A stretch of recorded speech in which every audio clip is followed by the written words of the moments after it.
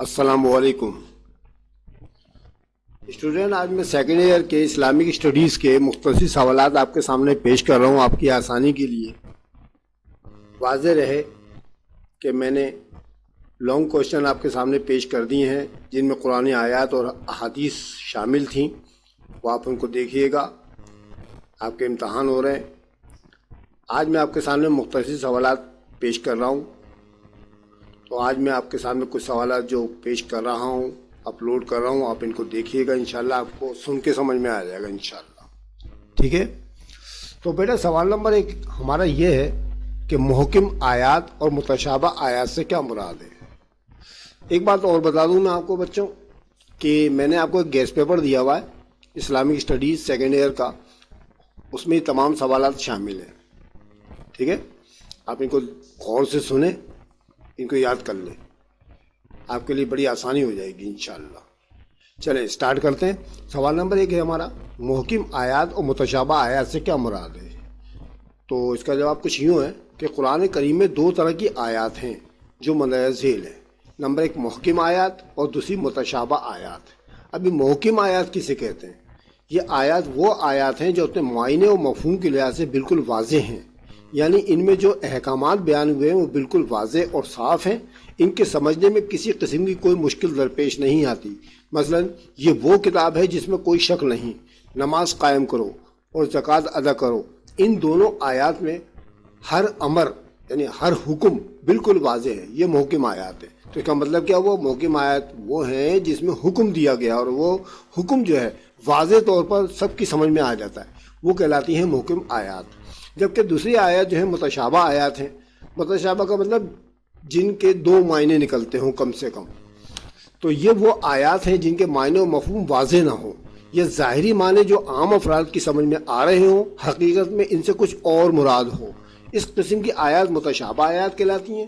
اور ان آیات کی وضاحت حضور صلی اللہ علیہ وسلم نے احادیث مبارکہ میں ارشاد فرمائی ہے، تو یہ متشابہ آیات ہیں۔ ٹھیک ہے بیٹا، سوال نمبر 2 ہمارا یہ ہے کہ کلمتان خفیفتان علی اللسان سے کیا مراد ہے۔ حضور صلی اللہ علیہ وسلم کی حدیث ہے، دراصل یہ حضرت ابو ہریرہ سے روایت ہے کہ حضور صلی اللہ علیہ وسلم نے ارشاد فرمایا کہ 2 کلمے ایسے ہیں جو زبان پر ہلکے ہیں لیکن وزن میں بھاری ہیں۔ وہ کلمے کیا ہیں؟ سبحان اللہ و بحمدہ سبحان اللہ العظیم، یہ 2 کلمے ہیں۔ ٹھیک ہے، نیک عمل خواہ کتنا ہی چھوٹا کیوں نہ ہو، اگر وہ خلوص نیت کے ساتھ کیا جائے تو وہ اللہ کے یہاں بڑا مقبول ہوتا ہے۔ چنانچہ اس حدیث میں اس بات کی وضاحت کر دی گئی ہے کہ یہ دونوں کلمے پڑھنے میں تو بہت آسان ہیں، کتنے آسان ہیں نا، آپ لوگوں نے دیکھ لیا، میں نے پڑھ کے سنایا تھا آپ کو، سبحان اللہ و بحمدہ سبحان اللہ العظیم، کتنے آسانی سے ہم پڑھ رہے ہیں ان کو۔ ٹھیک ہے تو آسان، اگر ان کو خلوص نیت سے پڑھا جائے تو اس کے ایک بار پڑھنے سے 24,000 نیکیاں ملتی ہیں۔ آپ سمجھ میں آئے آپ کی بات؟ ایک بار پڑھنے سے 24,000 نیکیاں ملتی ہیں اس کو، یعنی یہ وزن میں بہت بھاری ہیں، انہیں ادا کرنے میں نہ زیادہ وقت لگتا ہے اور نہ کوئی محنت شاقہ کرنی پڑتی ہے، یعنی زیادہ محنت کی ضرورت بھی نہیں ہے۔ ٹھیک ہے، اللہ تعالی ہمیں ان کو باقاعدگی سے پڑھنے کی توفیق عطا فرمائے۔ تیسرا سوال یہ ہے کہ سوائے 2 اشخاص کے کسی سے حسد کرنا جائز ہے یا نہیں، اس حدیث کی وضاحت کرنی ہے۔ بیٹا یہ بھی حدیث ہے، تو حسد ایک برا فعل ہے۔ حسد کرنے سے مراد یہ ہے کہ کسی شخص کو اللہ تعالیٰ نے جو عطا کیا ہے، مثلا کسی کو دولت دی ہے، صحت دی ہے، شہرت دی ہے، اس کو دیکھ کر اپنے دل میں تنگی محسوس کرنا اور یہ تمنا کرنا کہ اس کی نعمت اس سے چھن جائے، اس کو کہتے ہیں حسد۔ ٹھیک ہے، حسد ایک بہت بڑا گناہ ہے۔ حسد جو ہے ایک بہت بڑا گناہ ہے، یہ نیکیوں کو اس طرح کھا جاتا ہے جس طرح سوکھی لکڑی کو آگ کھا جاتی ہے۔ ٹھیک ہے نا بھائی، گیلی لکڑی ہوگی تو دھواں مارے گی، دھواں دیتی رہے گی، جلے گی ہی نہیں۔ سوکھی لکڑی کو اگر آپ آگ لگائیں گے تو فوراً جل جائے گی تیزی کے ساتھ۔ تو اسی طرح نیکیاں بھی تیزی کے ساتھ ختم ہوتی ہے اگر کسی شخص کے اندر حسد کا مادہ ہے تو۔ شیطان نے بھی آدم علیہ السلام سے حسد کیا تھا، لیکن 2 صورتوں میں حسد کرنا جائز ہے، یعنی اللہ تعالیٰ نے اجازت دے دی ہے۔ محمد صلی اللہ علیہ وسلم نے اس حدیث کے اندر اجازت دے دی ہے ہمیں، کیونکہ جو محمد صلی اللہ علیہ وسلم فرمایا وہ اللہ ہی کا فرمایا ہوا ہے دراصل۔ ٹھیک ہے، تو 2 صورتوں میں حسد کرنا جائز ہے۔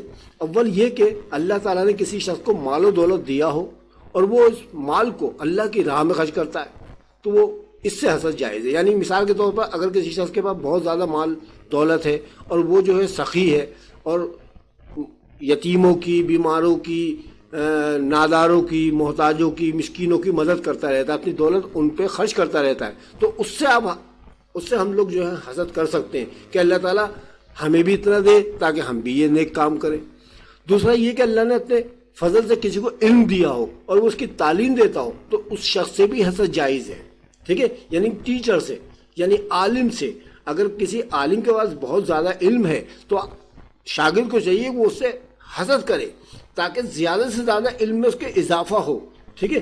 تو یہ دو صورتیں ہیں جس میں حسد جائز ہے، باقی کسی چیز میں حسد جائز نہیں ہے۔ پھر اس کے بعد سوال نمبر ہمارا 4 آ جاتا ہے، حلاوت الایمان سے کیا مراد ہے؟ ٹھیک ہے، حلاوت الایمان، بیٹا یہ بھی حدیث ہے آپ کے سامنے۔ حلاوت الایمان سے مراد ہے ایمان کی شیرینی یا مٹھاس۔ شیرینی معنی ہوتی ہے، آپ جانتے ہیں میٹھی چیز کو مٹھائی کو کہتے ہیں، ٹھیک ہے۔ تو حلاوت الایمان کا مطلب کیا ہوتا ہے؟ ایمان کی مٹھاس۔ حضرت انس رضی اللہ تعالیٰ عنہ سے روایت ہے کہ حضور صلی اللہ علیہ وسلم نے ارشاد فرمایا کہ جس شخص میں 3 باتیں ہوں گی تو گویا اس نے ایمان کی شیرینی پالی۔ اول یہ کہ اللہ اور اس کا محبوب کو سب سے زیادہ پیارا ہو، یعنی پہلی بات کیا ہے کہ ہمیں چاہیے کہ ہم اللہ اور اس کے محبوب یعنی محمد صلی اللہ علیہ وسلم سے ٹوٹ کر محبت کریں۔ دوسرا یہ کہ جب بھی محبت کریں اللہ کی رضا کے لیے محبت کریں، یعنی ہم کسی بھی شخص سے دنیا میں محبت کریں تو اللہ کی رضا کے لیے محبت کریں، مثلا اپنے والدین سے، بہن بھائیوں سے، رشتہ داروں سے، ان سب سے محبت کی جائے تو اللہ کی رضا کے لیے کی جائے۔ اور تیسرا یہ کہ وہ کفر میں لوٹنے کو اتنا ہی ناپسند کرے جتنا کہ آگ میں ڈالے جانے کو ناپسند کرتا ہے، یعنی کہ مرتد ہو جانا۔ یعنی مثال کے طور پر کوئی شخص خدا نخواستہ اسلام کو چھوڑ کر کافر ہو جائے دوبارہ، تو اس کے بارے میں بتایا گیا ہے کہ کوئی بھی شخص کفر میں لوٹنے کو اتنا ہی ناپسند کرے کہ اس کو زندہ آگ میں ڈال دیا جائے۔ جو شخص ان 3 باتوں کا حامل ہوگا تو اس میں ایمان کی مٹھاس پیدا ہو جائے گی۔ یعنی 3 باتیں اگر ہمارے اندر پیدا ہو جائیں نا، پہلی بات کیا بتائی گئی ہے کہ اللہ اس کا محبوب جو ہے اس سے محبت کی جائے، اور دوسرا یہ کہ جب بھی ہم دنیا میں کسی شخص سے محبت کریں تو اللہ کی رضا کے لیے کریں، اور تیسرا یہ کہ ہمیشہ اپنے ایمان اور اسلام پر قائم و دائم رہیں، ٹھیک ہے۔ سوال نمبر 5 ہمارا ہے 12 چشموں سے کیا مراد ہے؟ 12 چشمے تو یہ واقعہ ان انعامات کی ایک کڑی ہے جو بنی اسرائیل پر وادی تیہ میں کی گئے تھے، ٹھیک ہے، وادی تیہ میں، جہاں پر من و سلوہ وغیرہ نازل ہوا تھا، آپ نے پڑھ رکھا ہے، میں نے آپ کو قرآن آیت کے اندر اس کا ذکر کر دیا تھا۔ تو یہ واقعہ جو ہے ان انعامات کی ایک کڑی ہے جو بنی اسرائیل پر وادی تیہ میں کیے گئے، ٹھیک ہے۔ کھانے کے لیے من و سلوہ نازل ہوتا تھا، دھوپ سے بچانے کے لیے ابر کا سایہ فراہم کر دیا گیا، یعنی بادل کا سایہ، لیکن پینے کے لیے پانی کا دور دور تک نام نشان نہیں تھا، یعنی وہ پانی ظاہر ہے وہ تو صحرا تھا پورا کا پورا، وہاں پر پانی کا دور دور تک نام نشان نہیں تھا، نہ کوئی چشمہ نہ تھا، نہ کوئی ندی تھی، کچھ بھی نہ تھا، ٹھیک ہے۔ تو بنی اسرائیل والے جو تھے حضرت موسیٰ علیہ السلام کے پاس آئے اور ان سے کہا کہ وہ اپنے رب سے دعا کریں۔ دیکھیں جملہ دیکھیں وہ کیا کہہ رہے ہیں کہ وہ اپنے رب سے دعا کریں، یعنی بنی اسرائیل والے جملہ کیا اختیار کرتے تھے کہ وہ اپنے رب سے دعا کریں، جبکہ ہم مسلمان اپنے پیارے نبی حضرت محمد صلی اللہ علیہ وسلم کی کتنی ٹوٹ کر محبت کرتے ہیں، ٹھیک ہے۔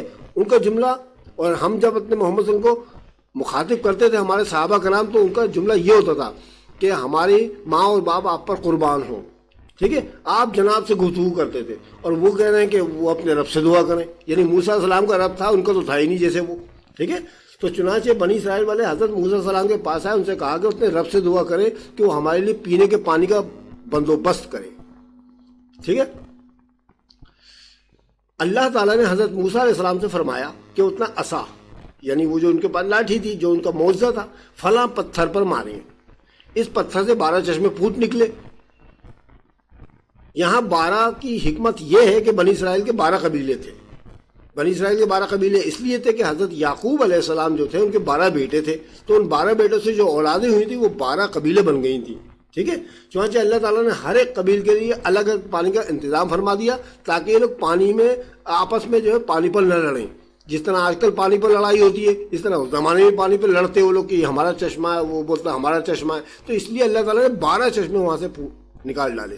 یہاں پر اللہ تعالیٰ نے اپنے قدرت کاملہ کی 2 مثالیں بیان فرمائی ہیں۔ ایک تو یہ کہ ایک عام سے پتھر سے پانی کا نکلنا، یعنی پتھروں میں سے آپ نے سنا ہے کبھی پانی نکلا ہے، لیکن اللہ تعالیٰ ہر چیز پر قادر ہے، ٹھیک ہے، عام سے پتھر سے پانی کا نکلنا۔ اور دوسری یہ کہ حضرت موسیٰ کے عصا کا معجزہ کہ جس کو مارنے سے پتھر سے پانی کا نکلنا، اور دوسرا یہ کہ حضرت موسیٰ علیہ السلام کے جو عصا تھا اس میں کتنا معجزہ تھا کہ وہ اژدہا بھی بن جاتا تھا، ٹھیک ہے، اور مارنے سے دریا 2 حصوں میں تقسیم ہو جاتا تھا، اس کو مارنے سے پتھر سے پانی نکل جاتا تھا، یہ معجزہ ہے، ٹھیک ہے، 2 باتیں بیان کی گئی ہیں۔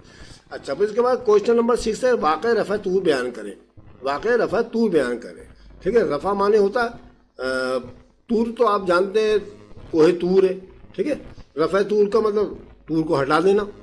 واقع رفع طور کچھ یوں ہے کہ جب حضرت موسیٰ علیہ السلام اپنی امت کے کچھ لوگوں کو، جن کی تعداد تقریباً 70 تھی، کتنی تھی؟ 70، کوہ طور کے دامن میں موجود تھے، حضرت موسیٰ علیہ السلام کو اللہ تعالیٰ کی طرف سے ہدایت اور کتاب ملی۔ کون سی کتاب ملی؟ توریت، ٹھیک ہے، کتاب، اس کتاب کا نام ہے توریت۔ تو ان لوگوں نے اس کو قبول کرنے میں حیل و حجت سے کام لیا، کیونکہ اس میں تو احکامات تھے، ٹھیک ہے، احکامات تھے، اور ان سے وہ احکامات پورے ہوتے نہیں، تو اس لیے انہوں نے کچھ حیل و حجت سے کام لیا۔ تو رب کریم نے ان پر کوہ طور کو معلق فرما دیا، یعنی ان کو ایسا محسوس ہوا جیسے وہ کوہ طور ان کے اوپر ہوا میں معلق ہو گیا، وہ سمجھے شاید یہ ہم پر گر جائے گا، ٹھیک ہے۔ پھر اللہ تعالیٰ نے ان سے کہا کہ اس ہدایت و کتاب کو مضبوطی سے پکڑو تاکہ تم پرہیزگار بن جاؤ۔ ان لوگوں نے ڈر کے مارے وعدہ کر لیا، لیکن پھر بعد میں وہ اپنے ایسے ہی پھر گئے۔ اگر اللہ تعالیٰ کی رحمت اور فضل ان پر نہ ہوتا تو وہ لوگ گھاٹا پانے والوں میں سے ہو جاتے، ٹھیک ہے۔ یہ واقعہ رفع طور کا ہے، یعنی طور کا پہاڑ کس طرح اللہ تعالیٰ نے رفع کیا ان کے اوپر سے۔ سوال نمبر 7 ہمارا یہ ہے کہ مچھر کی مثال بیان کرنے سے کیا مراد ہے؟ یعنی قرآن شریف میں اللہ تعالیٰ نے مچھر کی مثال بیان کی ہے۔ مچھر جو ایک حقیر چیز ہے، مچھر کی مثال میں یہ ہے کہ اللہ تعالیٰ ارشاد فرما رہا ہے کہ وہ مچھر جیسی حقیر شے کی مثال بیان کرنے سے بھی نہیں شرماتا۔ اہل ایمان اس مثال کو رب کی طرف سے حق جانتے ہیں، یعنی جو ایمان والے ہیں وہ اس کو اللہ کی طرف سے حق جانتے ہیں، ان کے ایمان میں اضافہ ہوتا ہے، ٹھیک ہے۔ جبکہ کفار سوال کرتے ہیں کہ رب کا اس مثال دینے کا کیا مقصد ہے؟ اللہ تعالیٰ جب کوئی تمثیل یا مثال بیان فرماتا ہے تو کچھ لوگ اس سے ہدایت حاصل کر لیتے ہیں اور کچھ لوگ اپنی کجروی کی وجہ سے گمراہی میں مبتلا ہو جاتے ہیں، لیکن اللہ کسی کو گمراہ نہیں کرتا، مگر فاسق لوگ ہی گمراہ ہو جاتے ہیں۔ فاسق کا مطلب جو اللہ پر ایمان نہیں لاتے، ٹھیک ہے۔ سوال نمبر 8 ہمارا یہ ہے کہ دلوں کی بیماری سے کیا مراد ہے؟ بیٹا بیماری تو آپ نے سن رکھا، یہاں پر ہارٹ اٹیک کا مسئلہ نہیں ہے، دل کی بیماری تو ہارٹ اٹیک کہلاتی ہے نا، ایک طرح سے دل کی بیماری ایک ہے ہمارے پاس ہارٹ اٹیک، لیکن یہاں دل کی بیماری ہارٹ اٹیک سے یہاں کوئی مراد نہیں ہے، یہاں پر دوسری کوئی بیماری کا ذکر کیا جا رہا ہے، وہ میں آپ کو بیان کر رہا ہوں۔ دلوں کی بیماری سے مراد دلوں میں نفاق سے ہے، یعنی دلوں میں نفاق، ٹھیک ہے، کینہ، حسد، بغض، یہ سب نفاق کہلاتی ہیں۔ وہ لوگ جن کے دلوں میں نفاق تھا وہ منافق کہلاتے تھے۔ منافق کسے کہتے تھے؟ جو منہ سے تو کلمہ پڑھتے تھے لیکن دل سے ایمان ہی نہ لاتے تھے، اس لیے ان کو منافق کہا جاتا تھا۔ یہ میں نے قرآن آیت میں اس کی وضاحت کر چکا ہوں۔ وہ کفر و شرک اور نفاق جیسی موذی بیماریوں میں مبتلا تھے۔ کفر و شرک کا مطلب انکار کرنے والے بھی تھے، شرک مانے بتوں کی پرستش بھی کرتے تھے، ٹھیک ہے، بتوں کی پوجا بھی کرتے تھے، اور نفاق جیسی بھی موذی بیماری، یعنی دل میں حسد، کینہ، بغض، سب کچھ ان کے دلوں میں موجود تھا۔ ان منافقوں میں زیادہ تر یہودی تھے، ٹھیک ہے، منافقوں میں جو زیادہ تعداد ہے وہ یہودیوں کی ہے، جنہوں نے بظاہر اسلام کا ابادہ اوڑھ لیا تھا لیکن در پردہ اسلام کے سخت دشمن تھے۔ وہ نہیں چاہتے تھے کہ اسلام پھیلے، ان کا دل نہ تو حق کو قبول کر رہا تھا اور نہ ان میں حق کو قبول کرنے کی صلاحیت تھی۔ اللہ تعالیٰ نے ان کی اس کیفیت کو اس بیماری سے تشبیہ دی ہے جو ان کے دلوں میں رچ بس گئی ہے، اور اللہ تعالیٰ نے ان کے دلوں کی بیماریاں مزید بڑھا دی تھی، ٹھیک ہے بچوں۔ تو بیٹا آج میں نے آپ کے سامنے اس ویڈیو کے اندر 8 سوال آپ کو گوش و گزار کر دیا، آپ ان کو سمجھیں، ان کو یاد کریں، انشاءاللہ آپ کے سمجھ میں آ جائیں گے، ٹھیک ہے۔ اگر آپ کو میری ویڈیو اچھی لگی ہو تو اس کو لائک کرنا مت بھولیں، اپنے دوستوں ساتھیوں کو شیئر کریں۔ امتحان ہو رہے ہیں، آپ ان کی تیاری کر سکتے ہیں آرام سے۔ انشاءاللہ اگلی ویڈیو میں مزید 8 سوال آپ کو دوں گا میں، ٹھیک ہے۔ وہ جو آپ کو میں نے گیس پیپر دے رکھا ہے وہ انشاءاللہ پورا آپ کو کلیئر کر دوں گا، آپ ان میں سے یاد کر لیجیے گا۔ اگر آپ نے یاد نہیں کیا، اگر آپ نے یاد بھی کر لیا ہے تو کوئی مسئلہ نہیں، آپ ان کو پڑھ لیں، آپ کے ذہن میں کانسیپٹ کلیئر ہوگا اور آپ اپنے الفاظ میں بھی لکھ سکتے ہیں، بڑھا بھی سکتے ہیں اس کو، ٹھیک ہے۔ انشاءاللہ اگلی ویڈیو میں پھر آپ سے ملاقات ہوگی، تب تک کے لیے خدا حافظ۔